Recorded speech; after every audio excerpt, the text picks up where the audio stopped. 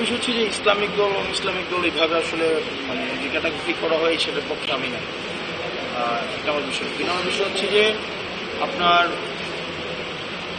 দূরত্ব তৈরি হয়নি। প্রত্যেকের সংস্কারের জায়গাটাই হচ্ছে অবস্থান নিয়েছে। কিছু দল সংস্কারের বিরুদ্ধে অবস্থান নিয়েছে, আর কিছু দল সংস্কারের পক্ষে অবস্থান নিয়েছে।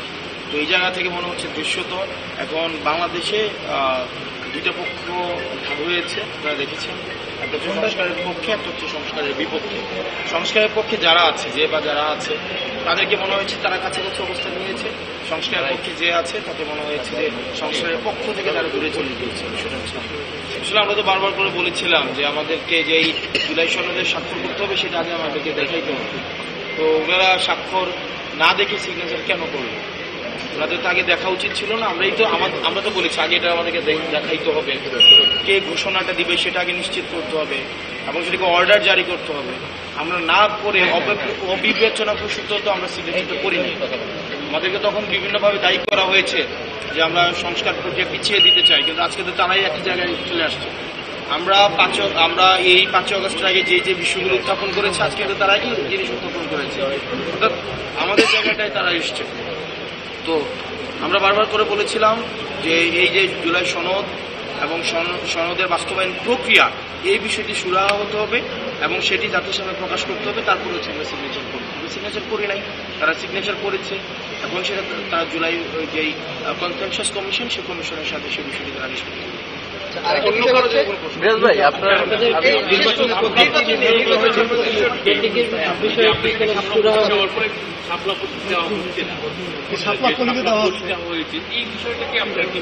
আমরা শুরু থেকে দেখেন নির্বাচন কমিশনের আমরা যেটা চেয়েছি, দেখেন আপনি চাকরি করেন, আপনার নিশ্চয়ই এটা নীতিমালা রয়েছে।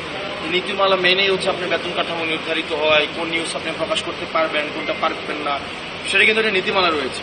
এই নীতিমালার আলোকে যেটা আপনার সেন্সর্ড হয় সেটা প্রকাশ করতে পারেন না, আর যেটা আনসেন্সর্ড হয় সেটা প্রকাশ করতে পারেন। তো হঠাৎ করে যদি মনে হয় যে আপনার টেলিভিশন যিনি মালিক, ওনার ইচ্ছে হয়েছে আজকে এই নিউজ প্রকাশ করবে না, আপনাকে বাদ দিয়ে দিবে, আপনি কি এটা কি এইভাবে কি আপনি চাকরি করবেন? আপনার সকালে ওনার ঘুম থেকে ইচ্ছা হইলো তোমার বেতন 500 টাকা, কাউকে ইচ্ছে হলো তোমার 3000 টাকা, এইভাবে যদি হয় একটা প্রতিষ্ঠান কি কখনো চলে? আমরা এই নির্বাচন কমিশনের এই ধরনের ব্যক্তি সর্বস্ব স্বেচ্ছাচারী সিদ্ধান্ত আমরা দেখেছি। আমরা শুরু থেকে বলেছি যে নির্বাচন কমিশন আসলে নীতিমালা নেই। তারা কোন নীতিমালার আন্ডারে সবটা বলি এখন অন্তর্ভুক্ত করেছে, এটা কি স্পষ্ট করেছে তারা? বা কোন নীতিমালার কারণে তারা সবটাকে অন্তর্ভুক্ত করবে না, এটা কি তারা বলেছে? বলে না। কোন নীতিমালার কারণে তারা অন্যান্য রাজনৈতিক দলগুলোকে বরাদ্দকৃত মার্কাগুলা দিয়েছে, সেটা কি তারা স্পষ্ট করেছে? সেটাও করে না।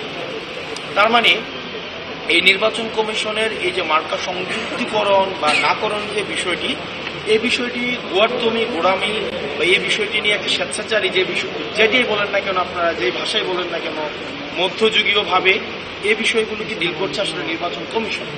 আমাদের কাছে মনে হয় যে নির্বাচন কমিশনে অনেকগুলা পক্ষের শক্তি এখানে জড়িত। কেউ হচ্ছে এখানে আপনারা জানেন যে নির্বাচন কমিশনটা আসলে যে গঠিত হয়েছে এটা নীতিমালা কি ছিল? 5 আগস্টের পরে আপনারা প্রশ্ন তোলেন সাংবাদিকরা যে আপনারা কোন প্রক্রিয়া নির্বাচন কমিশন গঠন করেন? এই নির্বাচন কমিশনও তো গঠন করা হয়েছে, বিএনপি বলেছে আমাদের পক্ষ থেকে একজন, জামাত বলেছে আমাদের পক্ষ থেকে একজন, আর্মি থেকে ওখানে একজনকে দেওয়া হয়েছে। তার মানে এটাকে ভাগাভাগি করে নিচ্ছে, মানে ক্যাকের মতো বার্থডে কেক যেভাবে ভাগাভাগি করা হয়, নির্বাচন কমিশনকে ভাগাভাগি করে যার মধ্যে করে এখানে স্টেক দিয়েছে। তো যারা বিএনপি পন্থী নির্বাচন কমিশনার আছে তারা বিএনপিকে পারপাস সার্ভ করে, যারা জামাত ইসলামী পন্থী নির্বাচন কমিশনার আছে তারা জামাতের পারপাস সার্ভ করে, যারা আর্মি পন্থী এখানে নির্বাচন কমিশনার আছে সে আর্মির পারপাস সার্ভ করে। এখানে আবার আওয়ামী লীগের অসংখ্য চাকরিজীবী রয়েছে, তাদের বিষয়ে কি নির্বাচন কমিশনের কোনো সিদ্ধান্ত নেয় না। দিন শেষে আসলে আমরা মানে কোনো ধরনের আমরা এনসিপি, আমরা আমাদের জায়গায় স্পষ্ট ছিল, আমরা আমাদের কোনো অবস্থান পরিবর্তন করিনি।